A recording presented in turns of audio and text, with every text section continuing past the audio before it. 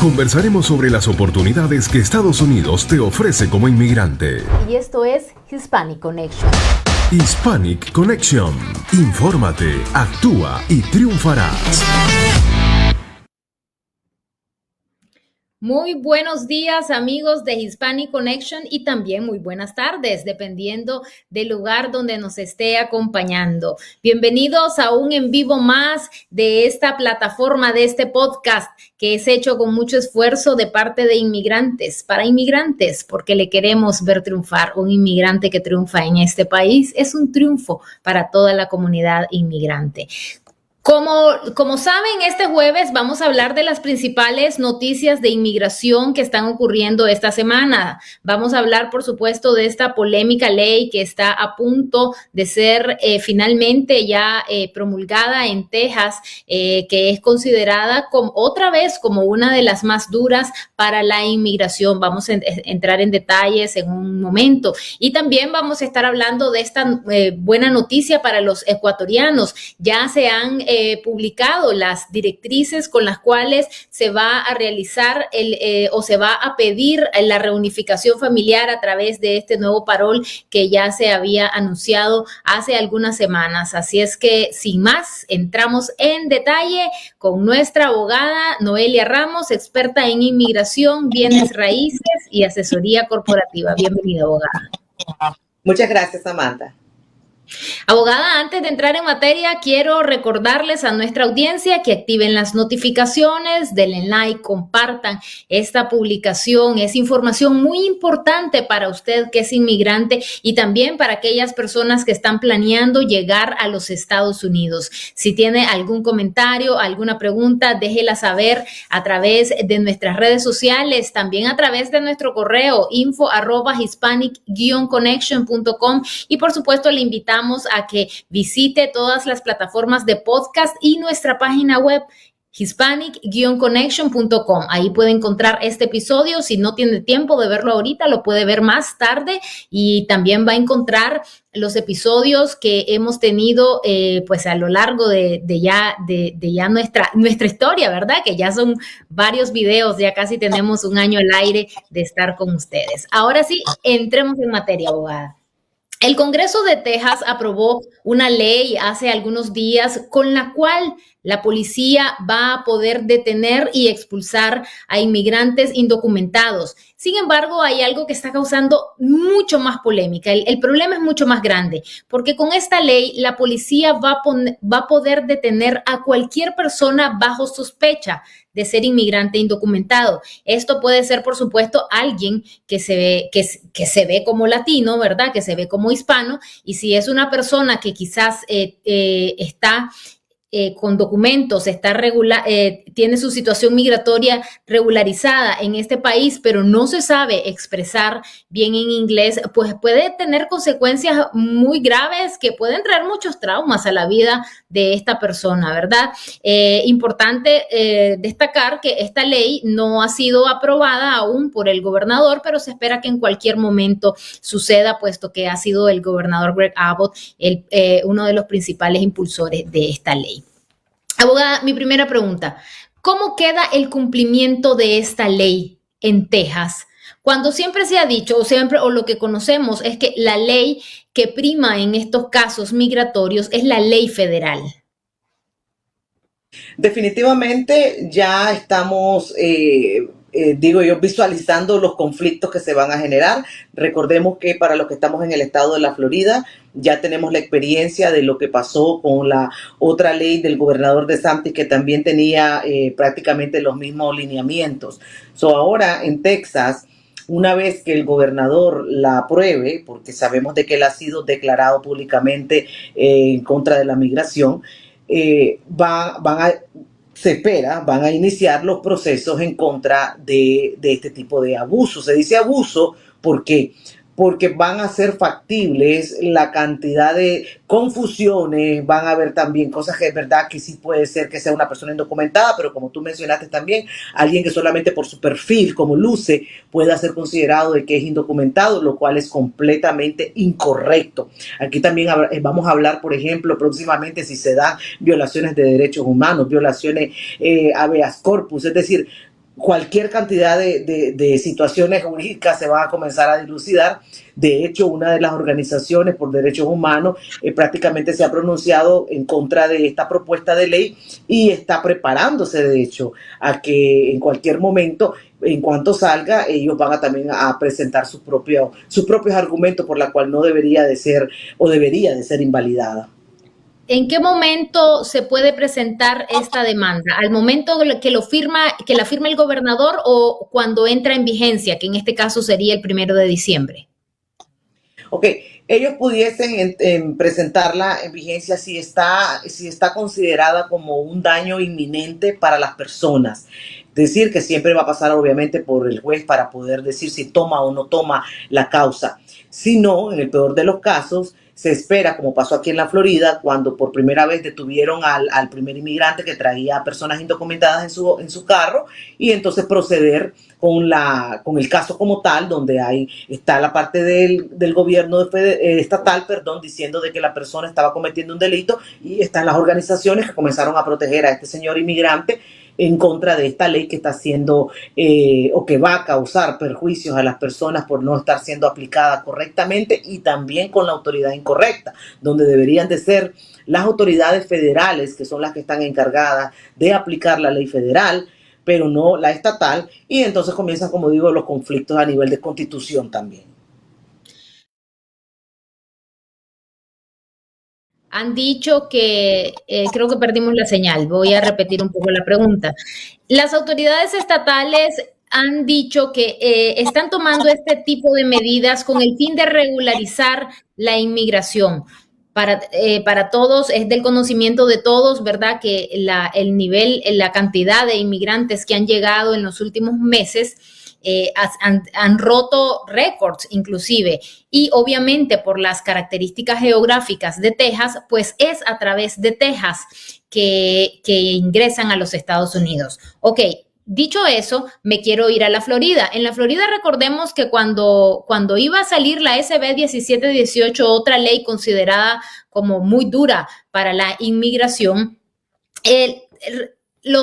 algunos senadores estatales salieron diciendo que esta ley en realidad era solo para tratar de que las personas no siguieran llegando, para que los inmigrantes no siguieran llegando a la Florida. En el caso de Texas, abogada, ¿usted piensa que la razón es la misma? ¿Es solo para causar un poco de miedo y que las personas no sigan tratando de ingresar a los Estados Unidos a través del estado de Texas?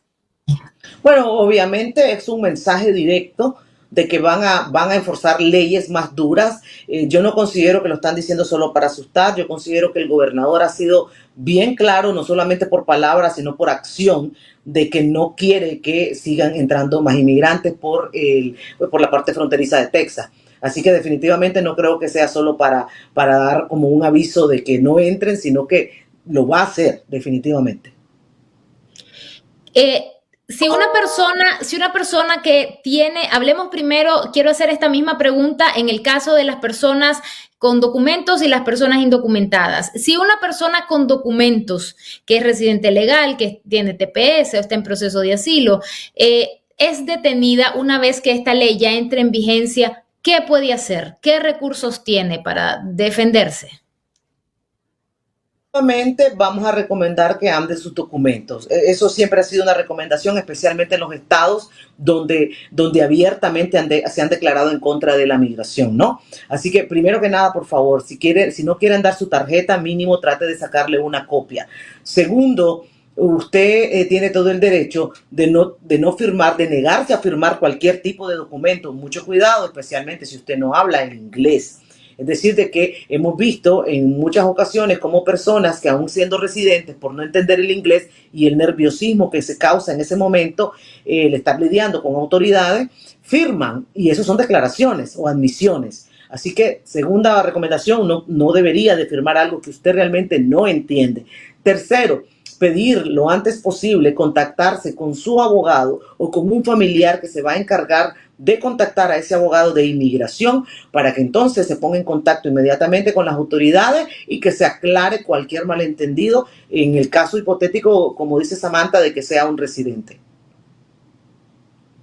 quizás me parece a mí, ayer hablaba con una activista pro inmigrante y me decía puntos muy similares al que usted está diciendo, abogada. Creo que es bien importante tener un plan de acción, o sea, ya que vivimos en el estado de Texas, es importante tener un plan de acción. Si un inmigrante es detenido, pues ¿a quién vamos a llamar? Abogada, ¿es válido cuando dice andar los documentos, es válido andar una fotografía en el teléfono, por ejemplo?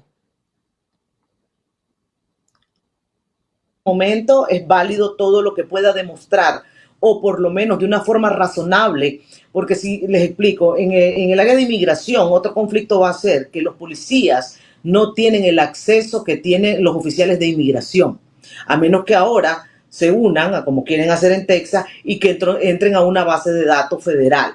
Entonces, ¿qué pasa? En el área de inmigración, las personas tienen un número conocido como el número alien, que es el cual es asignado mientras tú estás en un proceso, o si tú entraste por la frontera, te asignaron ese número. Con ese número ellos perfectamente pueden corroborar si efectivamente eres una persona que está legal en el país o está en algún tipo de proceso migratorio, por ejemplo. Así que es importante que aún teniendo una foto, se mire que está ese número y con el cual ellos puedan acceder a esa información. Y en el caso de los indocumentados, si son detenidos por la policía, porque hasta donde usted nos ha explicado, debería ser ICE, debería ser inmigración quien tenga esta potestad. Así es correcto. En el caso de indocumentados, se utilizarían las mismas recomendaciones. Sin embargo, también tenemos que estar claros de que una persona que está indocumentada y se arriesga, por ejemplo, a manejar un carro sin licencia de conducir, desafortunadamente, ahí sí le está dando la autoridad o le está dando la potestad a una autoridad estatal, porque las leyes de la licencia de conducir se rigen por la ley estatal para que proceda en contra de la persona, como por ejemplo que se lo lleve arrestado. Una vez que se lo lleve arrestado, ellos pueden contactar a inmigración y inmigración llegará a recogerlo. Entonces también hay que tener cuidado y estar claros también que en cuanto a violaciones de leyes estatales, la policía sí va a tener una autoridad y jurisdicción para poder actuar en contra de la persona. Claro, en este tema, ¿verdad? Todavía hay mucho que conversar y seguramente en las próximas semanas lo vamos a estar tocando nuevamente. Sí, aprovechamos para recordarles a nuestros amigos que se encuentran fuera de los Estados Unidos y que están tratando de llegar a este país, que recuerden que en este momento hay muchas vías que pueden utilizar y evitarse todos esos peligros. Primero los peligros que tienen que sobrellevar cuando vienen en el camino hasta la frontera y luego después ese camino después de la frontera se está volviendo mucho más complicado. Quizás usted sí tiene un caso con el que puede emigrar a los Estados Unidos de manera regular y mucho menos traumático, digamos. Por eso recuerde, aprovecho también para recordarles que la abogada Noelia Ramos brinda la primera consulta sin costo. Así es que si usted necesita hablar con ella, si necesita asesoría en su caso específico, puede escribirnos a través de nuestras redes sociales o bien a través de nuestro correo info@hispanic-connection.com. También en nuestras redes sociales puede encontrar información sobre muchas de las opciones que usted tiene para llegar a los Estados Unidos de manera regular. Recuerden que el martes hablamos de casos específicos donde abogados especialistas nos guían cuáles son los pasos y los días jueves hablamos de las principales noticias de inmigración, de cómo nos afectan a los inmigrantes y sobre todo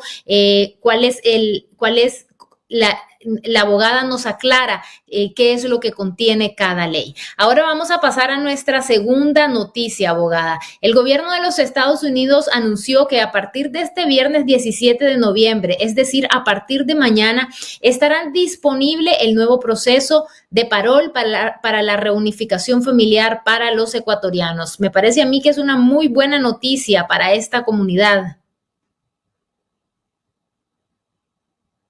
Esto va a permitir de que muchas familias, es ahí la razón por la cual se llama parol de reunificación, porque el propósito primordial es que se reúnan esas familias debido a que esas categorías, por ejemplo, tienen listas de espera para que terminen su proceso de residencia. Así que definitivamente es una excelente noticia para que esas personas ahora por lo menos puedan tener esa oportunidad de reunirse mucho antes de lo que pensaban que iba a suceder.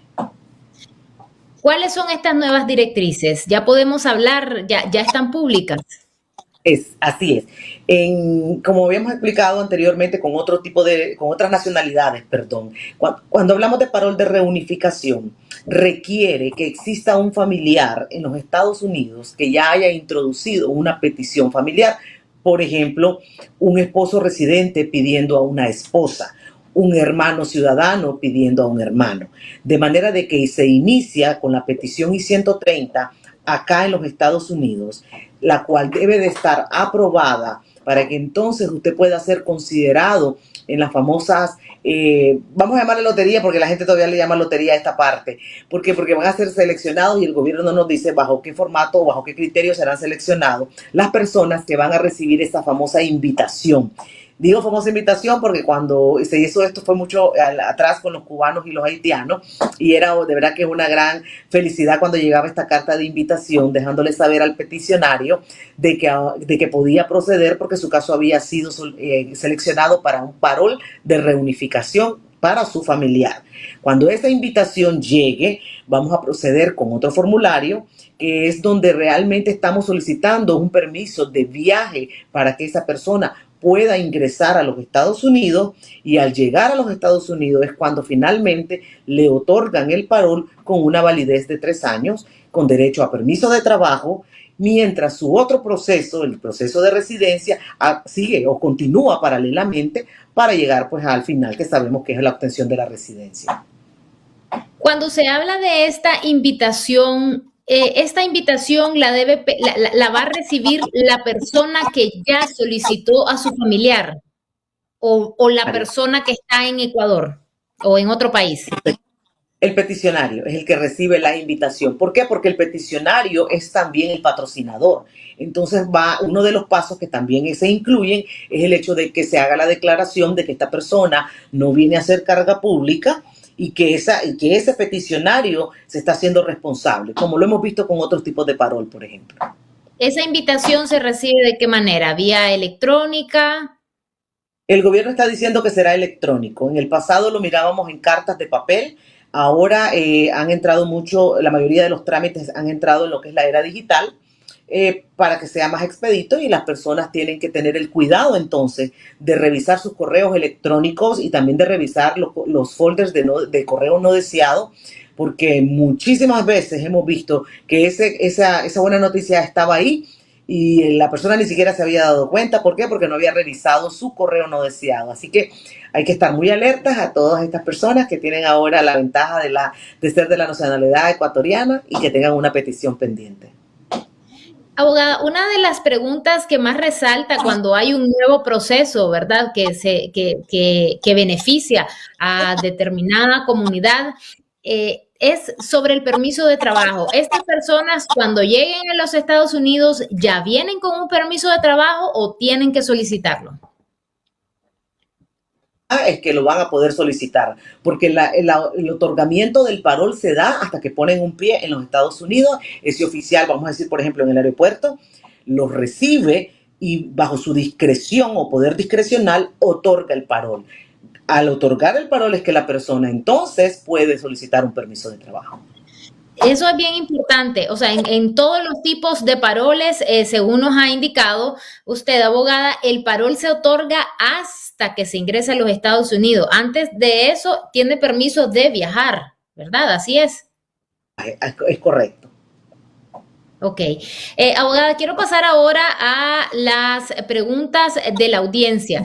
Tenemos acá una pregunta de una persona que hace una pregunta muy específica y voy a tratar de desarrollarla porque son varias preguntas de un solo caso. Esta persona fue residente de los Estados Unidos en su niñez. Su familia llegó de un país latinoamericano en los años 80 a pedir asilo, posteriormente fueron residentes. Después esta persona regresó a su país, ¿verdad? Siempre siendo menor de edad. Nunca devolvió su residencia. Sin embargo, le dieron permiso de viaje, ¿verdad? Permiso de viaje como turista. Años después se casa con una persona residente de los Estados Unidos y emigra a los Estados Unidos, inicia su proceso para regularizar su situación migratoria, y cuando llega a la entrevista, el oficial de inmigración primero le dice que ¿por qué está pidiendo residencia si ella ya es residente? Luego le indica que le van a procesar a través de su esposo, pero que en este momento no hay visas disponibles. Y posteriormente se queda a la espera, pero esta persona ya recibió su permiso de viaje. Entonces necesita saber si puede viajar, aunque aún el tema de su residencia no se ha definido. Uy, está súper complicado. No entiendo por qué el oficial le haya dicho a la persona que él todavía era residente. Eso es incorrecto. Eso es una regla básica. Eso se llama abandono de residencia. Y eso lo vemos cantidad de situaciones, especialmente con países que tuvieron ciertas situaciones sociopolíticas y después las personas pues obviamente quieren regresar a sus países. Eso es abandono de ejecución completo y no hay ningún tipo de confusión. El hecho de que no haya entregado la tarjeta no significa nada. El hecho de que no esté presente físicamente en los Estados Unidos, eso es lo que importa, y eso fue lo que pasó, según a cómo se expresa esa persona. Así que la residencia se perdió.